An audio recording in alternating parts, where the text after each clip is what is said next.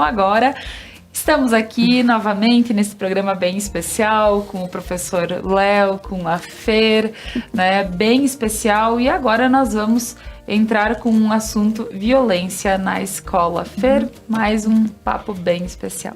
Que bom que o Léo ficou para mais um programa conosco, né? Aproveitar alguém com essa expertise, alguém que está dentro desse campo de informação que é a escola, né? Porque nós olhamos de lugares diferentes para as coisas. É diferente quando nós estamos de fora. É diferente quando nós estamos no contexto. Dependendo do lugar do contexto que a gente está, é uma forma de ver. Então, como eu gosto de pedir aqui nos programas, né, Laura? Que cada pessoa que estiver ouvindo, acessando esse programa, que possa procurar ouvir com bons ouvidos, olhar com bons olhos. Porque qualquer filosofia de vida que seja maior que as pessoas perde o sentido. Né? Nós somos um só, somos uma espécie, estamos todos interligados.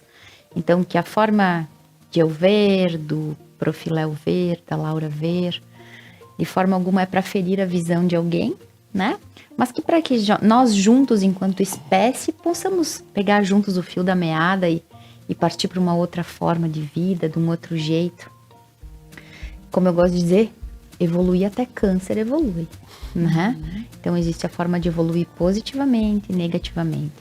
De que forma eu olho, de que forma eu vejo e o que eu posso fazer com isso. Então que possamos entregar um conteúdo que toque o coração da nossa espécie. Mas, com certeza. E professor Léo, então, graças a Deus, a gente está aqui continuando esse papo bem legal, aproveitando a tua visita ao Sul, né? Porque estávamos no primeiro programa, até vou explicar para o pessoal de casa, e andou o tempo que foi, não tem como nós não aproveitarmos mais.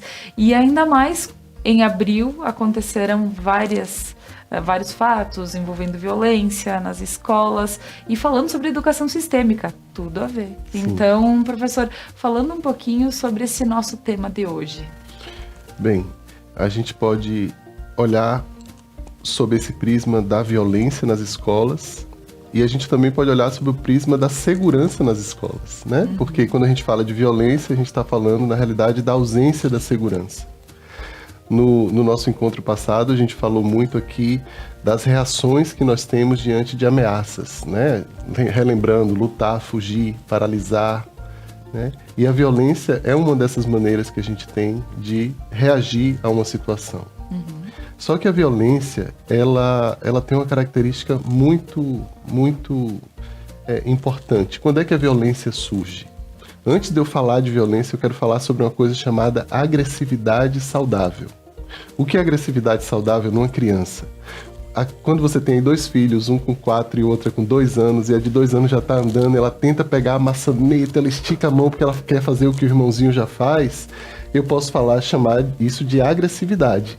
Né? É a maneira que ela está buscando a autonomia, colocar os nossos pés no chão, usar os nossos músculos, caminhar, ter a nossa voz, expressar a nossa opinião, levantar a mão e fazer uma pergunta, seja ela boba ou não, tudo isso é expressão de agressividade saudável.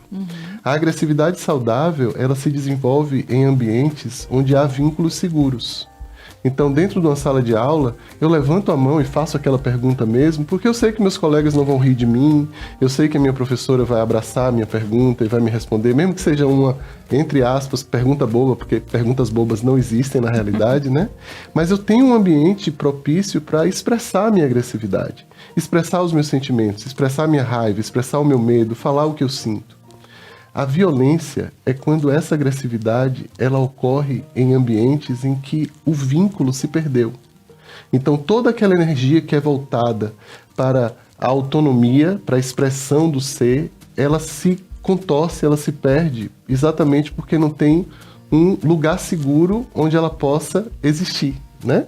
Então se o bebezinho ele tenta puxar, vai lá pegar na maçaneta e a mãe baixa a mão dele e diz você não pode fazer isso, pode ser que depois dela fazer isso algumas vezes, o movimento dele vai ser um movimento de bater em alguém ou de usar essa energia que ficou ali mal condicionada para usar de violência. Então essa é a raiz da violência.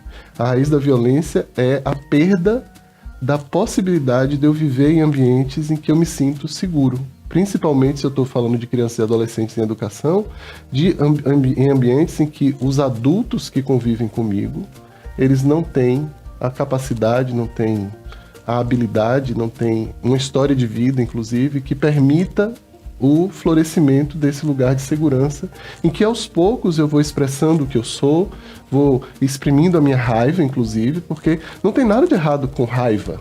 A raiva é um sentimento tão importante quanto a alegria, quanto todos os outros, né? O problema existe quando a raiva não pode ser expressada em um lugar de segurança. Eu, por exemplo, tenho uma mãe que olha pra mim e diz assim: filho, eu vejo que você tá com raiva.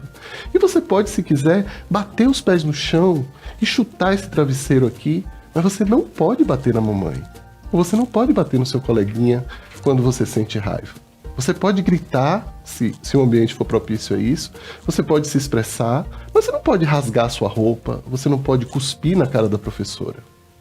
Então, a criança vai aprendendo que ela tem esse direito de ser quem ela é e de expressar o que ela sente, mas também que esse movimento de autonomia e de agressividade tem um limite. Mas se ao invés disso eu digo: ah, olha aí, ó, você expressando essa raiva vai se tornar um marginalzinho. Ou, sei lá, que pessoa você vai se tornar com essa raiva que você tem. Que feio sentir isso. Engula a sua raiva, vá pro seu quarto. Ou fique ali no cantinho do pensamento. Uma loucura esse cantinho do pensamento. Porque quando você tá com raiva, a última coisa que você faz é pensar. De forma racional. E a gente faz isso muito com as crianças, né? Então, esse é o berço da violência. Então, falar de violência nas escolas sem se referir ao que aconteceu no passado dessas crianças que estão trazendo atos violentos para a escola é chover no molhado. Não adianta, por exemplo, eu saber o perfil desse garoto que fez o que fez. Que, por exemplo, ele está nos grupos online, ou que está fazendo jogos de violência, ou que eles são misóginos, homofóbicos, ou tudo isso, porque tem um perfil traçado, que é muito útil para que a gente possa identificar. Eu não estou desprezando esse tipo de olhar, claro. Mas eu acho que esse olhar que hoje a gente está trazendo é um olhar que está, vamos dizer assim, ainda muito restrito a uma visão que não inclui essa palavrinha que a gente precisa nomear, que é o trauma. Que uma criança que viveu numa família em que cronicamente ela não pôde expressar a sua própria autonomia, seja porque os pais estavam deprimidos, ou porque os pais eram violentos, ou porque vivia numa comunidade em que ela presenciava violência o tempo todo, e isso acabou ou que sofreu bullying na escola, né? A gente tem dados aí que mostram que 40% das crianças que sofreram bullying na escola, lá nos Estados Unidos, que é onde se tem essas estatísticas, elas vêm a se tornar pessoas violentas no futuro, entendeu? Então, falar de violência nas escolas tem que ter esse viés, que a gente vai conversar aqui, da origem da violência que a gente está falando, mas também o viés do onde está o berço dessa violência. Porque eu preciso olhar para esses adolescentes como seres de uma mesma espécie, né? E que se eu não cuidar desse adolescente que traz a violência e apenas colocá-lo lá num cantinho, ele é o violento, e rotulá-lo e isolá-lo da sociedade, outros vão surgir. Sim, né? porque as coisas elas vão se repetindo se a gente não melhorar. Talvez seja esse o princípio que Fer sempre comenta. As coisas se repetem quando a gente não aprende. E o que acontece quando nós conseguimos expandir o nosso olhar para entender que cada um de nós formamos o todo. Né? Então, é um ser da mesma espécie que eu. Aonde está a raiva, e aí o pensar com raiva, né? Se é a parte mais primitiva do nosso cérebro, se é a parte reptiliana do nosso cérebro. Ela não está no mesmo lugar da parte racional do nosso cérebro, né? Então ela é uma emoção altamente transformadora. Né? A raiva é o que faz a gente mudar de vida. Ah, não quero mais viver assim. Então a raiva chega, eu tomo uma força muito grande de transformar. Nossa espécie está aprendendo a conduzir que as emoções sejam expressadas. E as expressões, né? A raiva justa, né? Uma raiva justa, uma raiva na hora.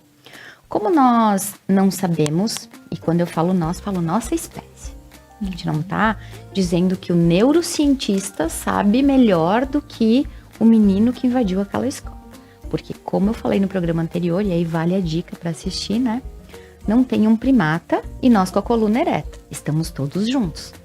Somos todos interligados, né? Então, Quando nós conseguimos perceber que um membro da nossa espécie é a representação do inconsciente de toda a espécie. Já começa por aí, né? Cada membro de um grupo representa uma parte do inconsciente de todo aquele grupo.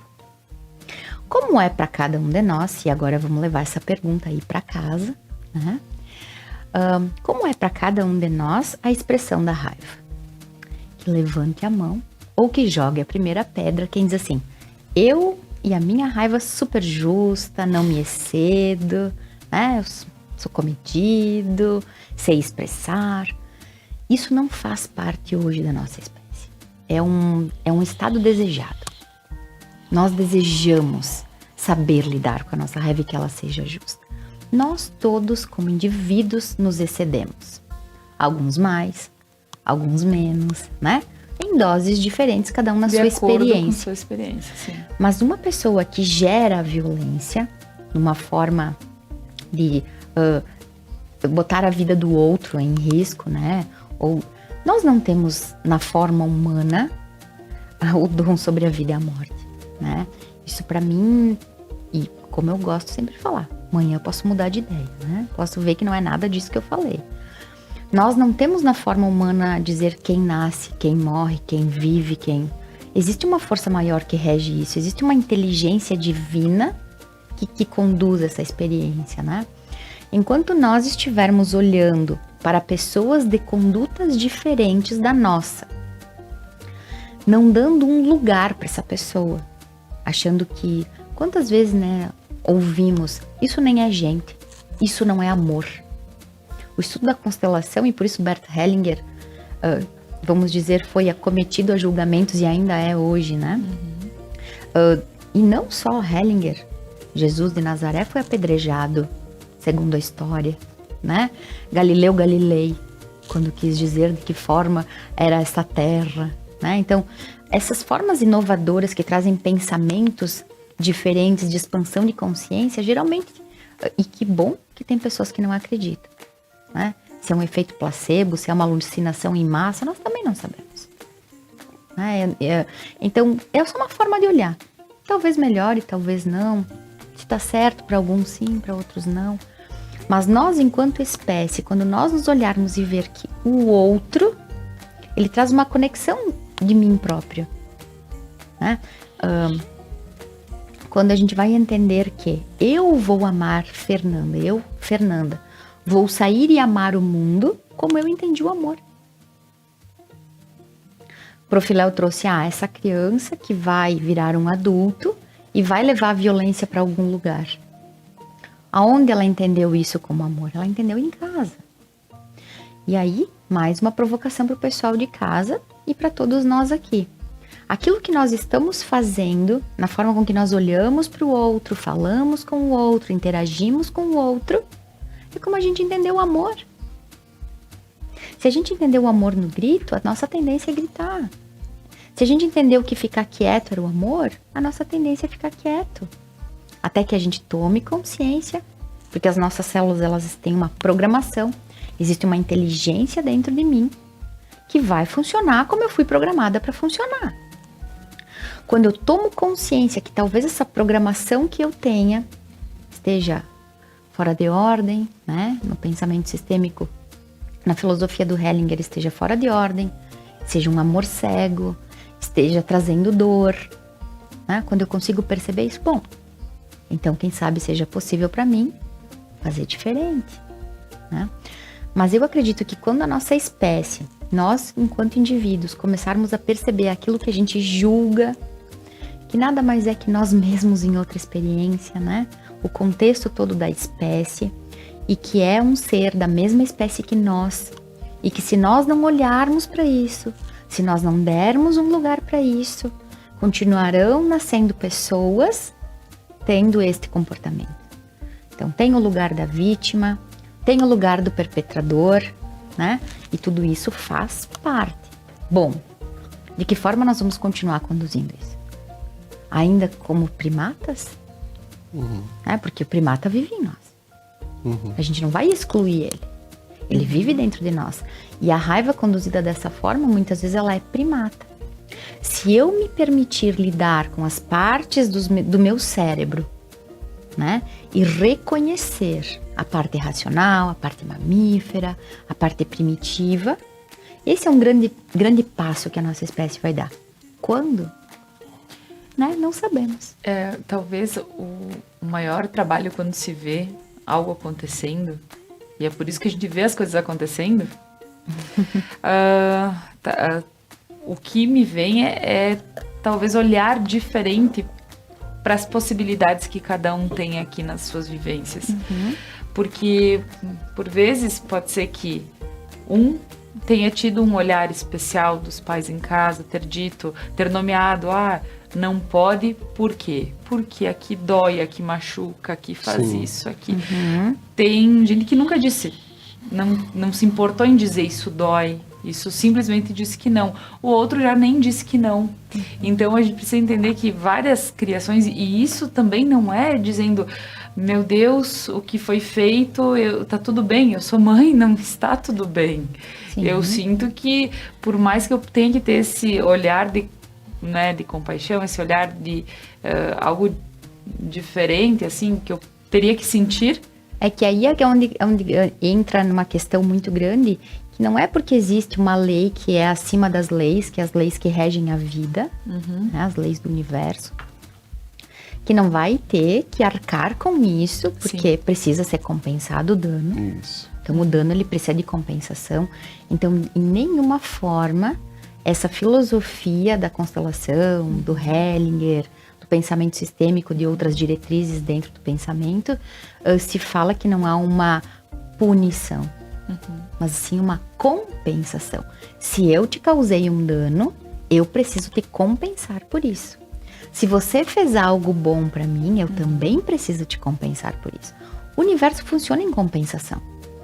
Né? Então, sim, na lei dos homens, vai precisar, talvez, num reformatório, vai precisar de uma terapia, e tá tudo bem. Agora, a questão é entender a origem. O pensamento sistêmico, a filosofia do Hellinger, ela nos conecta à origem. Então, da onde vem isso? Desde quando? Há quanto tempo? E agora, outra pergunta antes da gente entrar no tempo aqui do comercial. Há quanto tempo tem violência na escola? Uma vez era feita pelos professores, né? Meu pai conta de um tapete, não sei como era lá na Bahia, viu, Prof. Léo, mas aqui tinha um tapete de tampinhas. Lá né? tinha Que milho. tinha que ajoelhar, Milho. né? A palmatória. Sim, a violência vem de longe. Então, a violência dentro da escola faz parte da nossa espécie. Então, quando a gente começar a olhar e integrar isso... Quando ela começa a integrar isso, hoje é bullying. Na minha época, né? E aí um abraço aí para os meus colegas de escola. Eu tinha um apelido, né? Que era Agrale XT. Né? Porque o sobrenome, que eu abreviava o X e o T. E os meus colegas pegavam nas minhas orelhas dizendo que ia andar de moto. E naquela época... Era assim. Hoje a gente já sabe que isso é uma violência. Mas qual é o caminho que a gente tem? E o que a gente está fazendo com isso, né? Senão a gente não passa de fase. E falando sobre tudo como foi abordado, a questão da violência, que a Fer colocou uma visão bem importante, professor também, como realmente a gente vê por trás os acontecidos, né? Sem julgamentos e, pelo amor de Deus, eu quero que as pessoas entendam, porque a gente vai falando de uma visão sistêmica e não necessariamente julgando pessoas ou falando que teria que ser de forma diferente. Enfim, professor, soluções dentro de casos como este, porque agora se procura diversas formas de como sanar o acontecido, ou como a gente pode olhar para isso? Eu acho que a primeira coisa é indo na raiz do problema, né? A gente precisa reconhecer, precisa nomear o que acontece na nossa vida. A gente vive em uma sociedade traumatizada e traumatizante. E o que é uma sociedade traumatizada? É uma sociedade onde a gente tem claramente dinâmicas de vítima e agressor se perpetuando em todos os espaços. Desde a relação entre patrão e empregada doméstica, o cara que te pede dinheiro na rua, a professora que a gente estava falando, né, deixava de castigo no milho, né? As relações de poder, quando você ganha poder, o que você faz com relação a isso, aos políticos, a corrupção. Está em todo lugar, isso é generalizado. Só que a gente não nomeia, a gente não dá o nome que precisa dar. Então, acho que o primeiro passo é dizer assim, a escola é um lugar potencialmente traumatizante. É um lugar de muita alegria, é um lugar de aprendizagem, mas é um lugar onde as pessoas se traumatizam, onde elas sofrem bullying, onde há violência. As primeiras experiências. As primeiras experiências, exatamente. E com esse olhar, a gente precisa começar a agir de forma proativa, trabalhando a segurança das crianças. Aí quando eu falo em segurança aqui, aí, certamente vocês em casa devem estar pensando, aumentar os muros da escola, colocar, receptor, grades, colocar, revistar as crianças antes de entrarem. Bem, eu não vou dizer que isso não deva ser feito, não vou entrar nessa seara, porque não é a minha especialidade. Mas o que eu posso dizer é que segurança não se consegue através do tamanho da grade ou através de um policial na porta da escola. Muito pelo contrário. Tudo isso só gera mais sinais de uma percepção inconsciente de que aquele lugar é um lugar perigoso de se estar. Porque se você entra numa casa com uma cerquinha branquinha, você anda numa cidade como essa em que eu estou aqui, eu venho de Salvador, os muros estão lá em cima, que as casas têm né, a porta da casa tá ali, tá para você abrir. Destrancada. Então, quando você está numa cidade em que você vê isso, você diz assim, olha, se as pessoas daqui se comportam dessa maneira, aqui é um lugar seguro. Então eu posso me sentir seguro aqui também. Agora, se você entra numa escola gradeada, com arame farpado, com policiais na porta, com policiais armados até na porta, né, que é o que está se pedindo, que em algumas escolas, inclusive teve uma escola que era, inclusive, recheada de policiais e aconteceu uma dessas coisas lá, o que mostra que não é o que ajuda. Então, a segurança não é algo que a gente encontra através desse tipo de mecanismo. A segurança é algo que a gente sente na gente. Eu vou dar um exemplo de algo que aconteceu em Salvador com uma professora nossa que fez uma formação e a gente fala muito sobre segurança emocional, que é a base de todo o trabalho. Antes de contar a história, eu devo dizer que sem segurança não existe aprendizagem. Se eu estivesse aqui gritando com você ou muito exasperado, você talvez deixasse de me ouvir, né? Quando a gente está numa discussão muito acalorada com alguém, tem hora que você fala uma besteira, você não diz o que você deveria dizer, você deixa de entender a pessoa, porque você perdeu a segurança, você está sob ameaça. Então, segurança e escola devem caminhar juntos sempre. Não é porque hoje teve esses ataques que a gente tá, graças a Deus, conversando sobre isso aqui por causa dos ataques. Mas essa é uma pauta que já deveria estar nos cursos de pedagogia há muito tempo. E que bom que ele está emergindo. É um dos lados bons de toda essa situação, né? Que a gente está falando sobre o que é importante.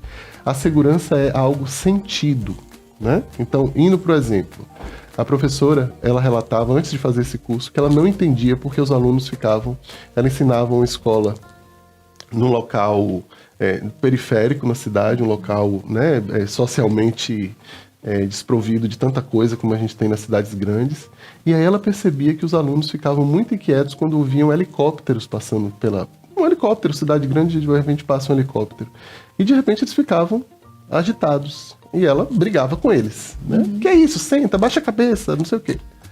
E aí, com esse trabalho da educação informada sobre o trauma, ela começou, o que é que acontece com o sistema nervoso dos meus alunos que eles ficam tão agitados quando passa, e abriu uma roda de conversa. E aí ouviu dos alunos o seguinte, professora, lá na comunidade onde eu moro, quando tem barulho de helicóptero, é porque a polícia está chegando e eles vão matar pessoas. É sinal de que vai acontecer uma coisa muito ruim. Aí ela caiu a ficha, disse, nossa, é isso. E ela passou, ao invés de criticá-los por isso, ou colocar de castigo por causa da agitação, reconhecer e nomear o que acontecia com eles. Ah, tá, então vocês ficam agitados porque o som do helicóptero faz com que algo dentro de vocês desperte uma sensação de insegurança. Pois eu posso lugar dizer pro trauma. Isso, e eles vão para o lugar do trauma, eles voltam para a luta, a fuga ou a paralisia. No caso deles, na maioria, lutar, se movimentar para que aquilo possa ser sanado.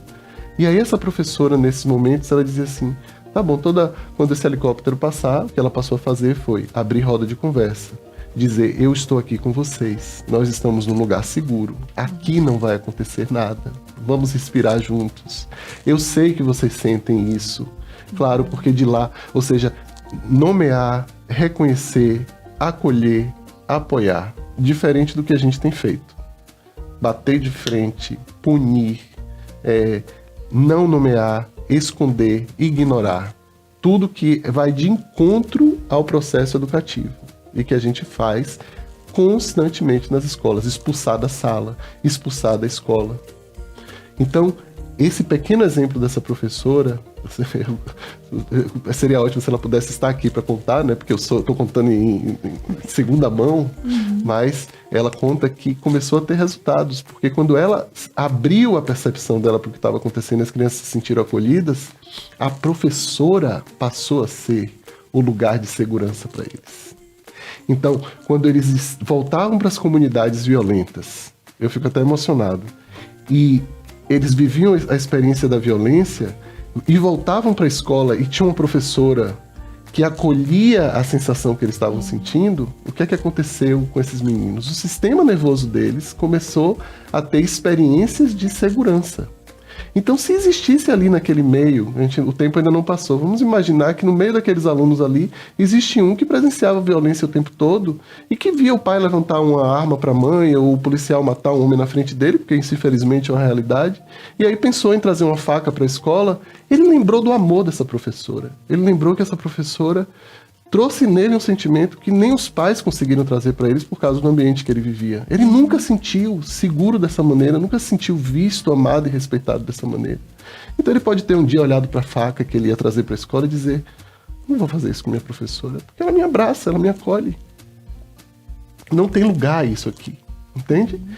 Agora, essa experiência, ela precisa ser repetida diversas vezes na escola.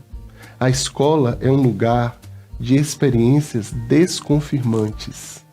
Se você chega na escola achando que é no grito que se resolve, e você vê uma professora que não grita com você e que não te julga por estar gritando, que fala num tom de voz mais baixo, se você faz isso durante 100 vezes durante um ano letivo, o seu cérebro deixa de operar naquele movimento do grito e vai começar a baixar a voz. Se eu venho de um ambiente de comunidade em que as pessoas não se respeitam, não se abraçam, ou não olham os sentimentos, não acolhem a raiva, a tristeza, o medo, o que quer que seja, e eu vou para a sala de aula e tem uma escola onde a professora diz: seu medo é real e eu vejo o seu medo, se a professora faz isso consistentemente durante 100 dias letivos, 200 dias letivos, o cérebro dessa criança vai mudar. E ela não vai se tornar um adolescente que vai levar uma arma para a escola.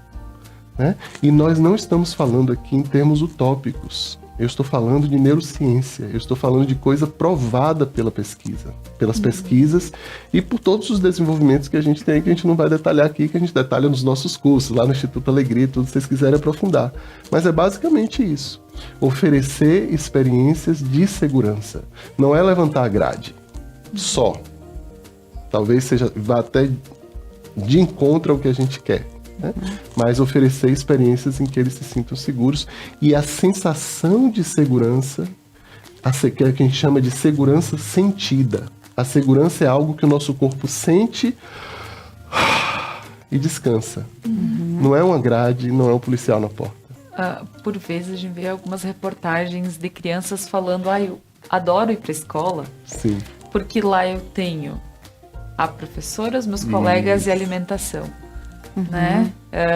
E aí a gente fica assim: poxa, graças a Deus nós estamos num lugar onde é abençoado e dificilmente não falta para as nossas crianças isso. Sim. Agora, não é em toda a realidade, aqui pensando em Brasil, né? Que a gente vê isso acontecer. Fer, qualquer adulto, segurança, amor. Sim, é uma necessidade básica da vida, né? Exato. Nós precisamos nos sentir seguros para poder crescer.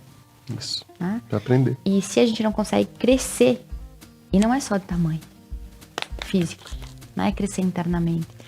E quando a gente pensa nesse processo, vale a pena a gente refletir sobre de que forma a gente larga uma criança na escola. Enquanto pais, educadores, né, tutores, a Dinda, a tia, né? Porque esse é um processo, quando o Prof. Léo fala da segurança interna, né? É algo que é energético, é o inconsciente. E se a gente leva uma criança para a escola, só que a gente julga a forma que a escola ensina, aí a escola julga a forma que os pais educam, como que o fruto como que essa criança vai se sentir segura em chegar na escola, por quê? Orientado. Isso é algo muito incrível. Nós lemos nossa espécie o tempo todo. A gente só não sabe que faz isso, né? Algumas pessoas que daí já se consideram mediúnicas, que têm dons incríveis, que nós todos temos, né? Claro que o autoconhecimento, a busca sobre isso, né? Aí nós vamos desenvolvendo cada vez mais isso. A criança sabe que o pai e a mãe brigam, mesmo que eles não briguem na frente. A criança sabe se é... Nós, vamos pensar aqui. Se a gente para analisar, a gente sabe quem gosta ou não de nós. Mesmo que a pessoa tenha sorrido pra gente. Mesmo que tu tenha me dado esse copo d'água, aqui dentro a gente sabe quando alguém gosta ou não de nós. Se a gente é bem-vindo ou não. Tá? Quando muitas vezes nós entramos num ambiente e ali aconteceu recém uma briga. A gente chega e as pessoas estão tomando um café. Quando a gente entra, se nós estivermos treinados na nossa percepção interna, aconteceu alguma coisa aqui. Mesmo que as duas pessoas estejam tomando café, a gente vai sentir. É algo que é a nível de alma, nível de inconsciente.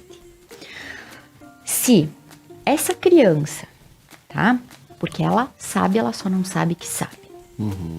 Se o papai e a mamãe falam mal da babá, mas eles saem para trabalhar e deixam com a babá, o que a criança dentro dela diz? Papai e a mamãe não gostam da babá, mas aí eles me deixam com a babá. Então, acho que eles não gostam de mim, porque se eles não confiam nela, me deixam com ela. A mamãe fala mal da vovó, que é a mãe do papai. Mas aí, quando a mamãe sai para trabalhar, ela me deixa com a vovó. Mas a vovó é a mamãe do papai. Mesmo que a gente não saiba, essas perguntas, essas dores, esses conflitos no nosso sistema estão dentro de nós. Aí, como que a criança vai ficar segura em um lugar que a mamãe e o papai não confiam? Mamãe não confia que com o papai a criança vai comer, vai trocar de roupa. Imagina, eu deixo meu filho com o marido, mas aqui dentro há uma insegurança da mãe em deixar. A criança sabe, ela é o somatório de experiências. Então, como que a escola vai ser um lugar seguro se quem recebe o fruto julga a forma que aquele sistema educa? Uma professora olha assim, essa mãe que não faz o tema com a criança, né? E lembrem, isso é uma constatação, nós fizemos. Eu não estou me excluindo, tá? Não estou melhor que ninguém. Estamos todos no mesmo caminho, né? Como eu vou ser digna de ficar com esse fruto se eu julgo a origem do fruto? Né? Como eu vou deixar a minha criança lá se eu não acredito no sistema de ensino? Se eu não acredito na forma que aquela professora conduz a turma? O fruto sabe isso. Então, dentro dele, já não é um ambiente seguro. Estamos falando aqui da escola porque é o que está na mídia. Mas é a casa da vovó, é ficar sozinho no quarto. Se a mamãe tem medo de escuro, como é que a criança vai ficar no escuro? Então, são coisas que quando a gente começa a perceber... E tem um livro do Franz Rupert, que é Quem Sou Eu em uma Cidade Traumatizada. Uma sociedade traumatizada. Né? Quando eu consigo perceber os meus próprios traumas, os traumas da espécie, enquanto indivíduo, eu posso começar a fazer alguma coisa. Enquanto eu fizer vistas grossas, falar que é o muro, falar que é o cara, falar que é o machado, não que não seja, mas tem algo que é muito maior que isso. Então, se eu consigo ampliar o meu olhar sobre isso, primeiro sobre mim mesmo. Eu preciso começar a encontrar em mim mesmo. Quando eu sinto vergonha, quando eu sinto medo, quando eu tô seguro, quando eu ataco, quando eu paraliso. O autoconhecimento, pra mim, Léo, e aí, ver como fica pra ti, eu vou chutar depois a bola pra lá. Porque o autoconhecimento, pra mim, é como se ele fosse a chave pra tudo isso. Mas também pode ser que não seja. Sim. Mas dentro de mim ressoa como isso. Quanto mais eu me conheço, enquanto indivíduo, melhor fica a minha vida, ela fica mais leve. E quanto mais minha vida fica leve, mais eu posso, de alguma forma, entregar isso para quem me rodeia, né? Sim. É a segurança. Nós precisamos ser, como adultos, como pai, como mãe, como professor, como cuidadores de criança. Hoje eu encontrei aquela criancinha Maria, né? De 9 meses. Antes de entender um pouco sobre isso, você vai lá e você quer pegar na criança. Eu mantive uma distância de 2 metros de Maria, até que ela abrisse um sorriso e me permitisse dar um passo em direção a ela. Então, nós temos que ser, nós os adultos, nós que temos o córtex, porque uma criança ainda não tem o córtex desenvolvido, não tem a capacidade de raciocinar, de pensar, de que ele não vai fazer mal, ele é um cara legal, ele veio para ensinar. Ela não sabe nada disso. Então eu não tenho direito como adulto, nem a mãe tem direito de dizer abrace o tio porque ele é... De jeito nenhum, entendeu? Então nós temos que ser postos, né, de segurança, nós temos que ser referência de segurança para os nossos filhos, netos, alunos, etc. Com todas as crianças, na rua inclusive. Se deparando lá com o menininho no aeroporto, que o negócio caiu, eu peguei o negócio na mão e fiquei olhando, esperando que ele viesse. Ele não veio, eu entreguei a mãe. Não vou lá, não vou abraçar, não vou fazer nada disso, porque eu sei que isso é uma ameaça para uma criança. Então, como professor, como educador, eu tenho que ser a representação da segurança. As crianças têm que vir e reconhecer em mim um lugar em que elas possam repousar, em que elas possam aprender, em que elas possam ser quem elas são. E eu só vou conseguir isso através de autoconhecimento. Muitos professores estão entrando em sala de aula gatilhados. Eles são os gatilhos para as crianças. E quando eu digo isso, eu digo com muito respeito pela profissão de professor, porque eu estive no chão da sala de aula durante 30 anos e sei o quanto é fácil você entrar na sala de aula com gatilho. Porque você acabou de sair de um engarrafamento, porque você acabou de brigar com o diretor, com o colega, porque naquele dia você está sendo obrigado a fazer uma coisa que você não gostaria de fazer. Então aqui, ó, meu respeito e minha reverência a todo professor. Mas é fato, gente, a gente não fecha a porta da sala de aula e entra como se nada tivesse acontecendo na nossa vida, como a gente falou da outra vez. As coisas estão interligadas. Então a primeira coisa que eu digo aos professores é: reconheçam que vocês estão desregulados. Sim. E se for o caso, as escolas precisam ter uma rede de apoio, de eu chegar e dizer assim: Laura, você é minha coordenadora, hoje eu não tô num dia legal. Se eu entrar na sala de aula agora, eu vou despertar Algo o ruim, pior nos meus alunos. Eu tô engatilhado aqui. Dá pra você me segurar a onda pra mim 10 minutinhos lá com os alunos, que eu vou no banheiro, eu vou lavar o rosto, eu vou respirar, eu vou fazer alguma coisa, porque se eu entrar assim, eu sei que eu vou causar um problema maior. E eu preciso ter uma coordenadora que, se não puder fazer isso, ela diz assim: vamos fazer assim?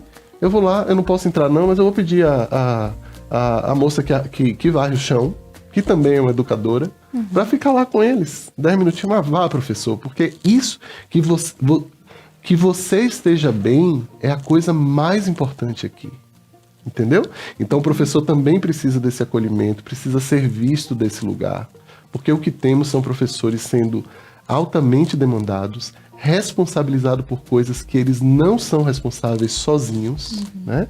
Porque, por exemplo, se um professor se sente inseguro, uma vez eu fui na escola pública falar com os alunos, e eram adolescentes, eu fui dar uma palestra para eles, e a palavra que mais surgiu para eles era assim: a gente não tem confiança, a gente não confia, a gente não confia. Aí fui conversar depois com o diretor e falei isso pra ele. O diretor, o que mais surgiu lá foi falta de confiança. Na conversa informal, ele falou assim: engraçado, os professores falam isso de mim, que eles não confiam em mim. E sabe o quê? Eu também não confio na Secretaria de Educação. Então, a falta de confiança, ela vai se repetindo em todos os níveis do sistema, até que chegam ali no mais frágil. E aí é esse menino que pega uma arma. Ele não pega uma arma do nada. Ele não tenta atacar uma escola do nada. É um processo que tem acontecido. Né? Então, enquanto a gente ficar olhando para a criança, para o adolescente que cometeu a infração, e não olharmos para o sistema que produz isso, e a origem disso, que é o fato de estarmos numa sociedade traumatizada, isso vai se perpetuar.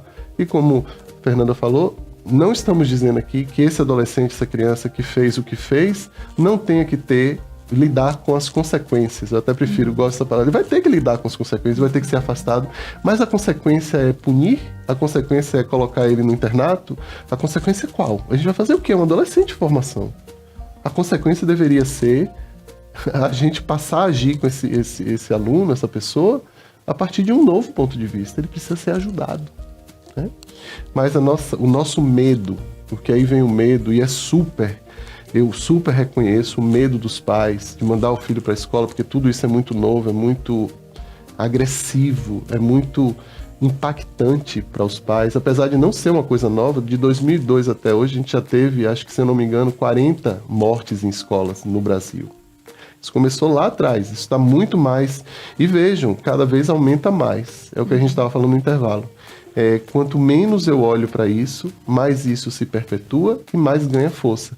Porque a cada geração, porque o nosso sistema nervoso, quanto mais ele vivencia experiências difíceis e não se cuida, mais ele vai ficando apertado, apertado. E o que significa estar apertado? Não tem espaço para eu sentir o que eu preciso sentir. Então imagine uma raiva de nível 100 com espaço. Imagine você tem 2 litros de água para botar num copo de 100 ml. Vai transbordar, vai molhar tudo. Vai alagar um espaço, entendeu? Então a gente precisa urgentemente começar a cuidar disso. E professor, quando tu comenta, claro que como professor fala de professores, e ao mesmo tempo a gente pensa, quantas vezes eu como mãe cheguei em casa exausta, cheguei em casa sem paciência, cheguei em casa pensando em outras coisas, e algo que foi feito foi o suficiente para que eu agisse de uma forma mais agressiva, talvez aumentando voz, que não teria necessidade. Então, a gente simplesmente se coloca no lugar do professor, porque nós em casa somos os professores. Isso. E pense numa professora que, além de professora, é mãe, e que entrou na sala de aula 10 minutos depois de falar com a professora do filho dele que estava na escola e chegou. O efeito dominó. Então, é o que a gente chama de interseccionalidade. Você não é apenas uma mulher, você é uma mulher negra que mora num lugar violento, que é professora e que tem filhos e que são coisas em cima de coisas, são camadas e camadas. Entendeu? Sim, sim. Então, como é importante a gente estar falando sobre isso. Sim. Na hora que a gente fala sobre isso, começa a despertar e expandir a nossa consciência dentro disso. Né? Perfeito. Então, professor, dentro de todo esse nosso assunto que bem colocado e faz a gente refletir sobre qual é a nossa posição perante tudo o que acontece, não como professores, como pais, que a gente falou sobre o lugar dos pais também. Quais as nossas considerações sobre esse programa? Eu falei no início que a violência é uma expressão da agressividade sem um vínculo seguro. Né? Então, o que a gente precisa urgentemente fazer, e aí eu estou falando de ações que precisam envolver toda a sociedade, principalmente os governantes, né, os responsáveis, que têm a grana e que têm o orçamento, políticas públicas de apoio, principalmente a mães e a pais, né, ou mulheres e homens que estejam grávidos, né, dali desde a gravidez, desde talvez, se for algo programado, antes até de engravidarem, né, para mulheres que engravidam sozinhas também, todo mundo que vai colocar uma criança no mundo, para que a gente possa ter políticas públicas sérias de apoio a essas mulheres, a essas crianças e no desenvolvimento ali, pelo menos até os 3 anos de idade.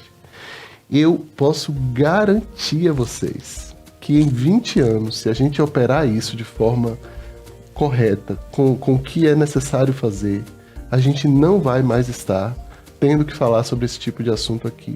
Simplesmente porque as crianças elas vão crescer em vínculos seguros.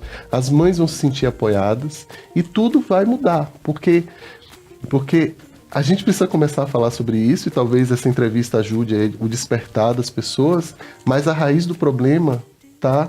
Muitas vezes, muita gente não sabe disso, mas uma criança pode se traumatizar ainda no útero da mãe. Né? Uma mulher, por exemplo, que vive em situação de violência ou que durante a gravidez, o bebê sente o que a mãe está sentindo com uma grande diferença. Ela sabe que ela está sentindo aquilo porque o marido bate nela, por exemplo. A criança sente o medo da mãe e não sabe nem de onde vem. E a criança não pode nem lutar nem fugir. O que resta a ela é paralisar. E tudo isso fica marcado no sistema da criança e no futuro isso aparece... Vamos dizer assim, você fechar esse movimento aparece através da violência, né? Então, eu acho que hoje o que a gente pode fazer é treinar os professores, levar isso para as escolas, levar esse conhecimento sistêmico, esse conhecimento sobre o trauma, palestras, encontros, ajudar os pais a entender o que está acontecendo e ajudarmos os professores hoje, assim, de forma prática e direta, porque segurança é algo que a gente pode ensinar as pessoas a promoverem, né? Por exemplo, o nível de voz, a forma como eu estou falando, gera insegurança ou segurança. Então, eu preciso ensinar os educadores, ensinar os pais a construir ambientes seguros. Como a gente viu, não é botando grade nas escolas, mas mudando a nossa postura, a forma como a gente está diante dos fatos. Essa é a chave principal. E a gente precisa que todo mundo esteja trabalhando nessa direção. Porque a violência a escola não é um simulador de uma realidade que o aluno vai viver na vida, no futuro. Ela é a realidade. Então, o que as crianças estão aprendendo ali, elas não estão aprendendo para a escola. O que ela aprende na escola é para a vida. E a vida é também escola. Esse é um grande paradoxo, né? A vida é escola e eu estou aprendendo ali para a vida. Então, a escola precisa ser um lugar de experiências desconfirmantes, de experiências de segurança, para que quando eu vá para fora da escola, eu possa ter também esse sentimento prolongado e disseminado para as pessoas que estão ao meu redor. Uma criança segura vai se tornar um adulto seguro, e esse adulto vai se relacionar com outras pessoas, e isso vai ajudando a gente a crescer.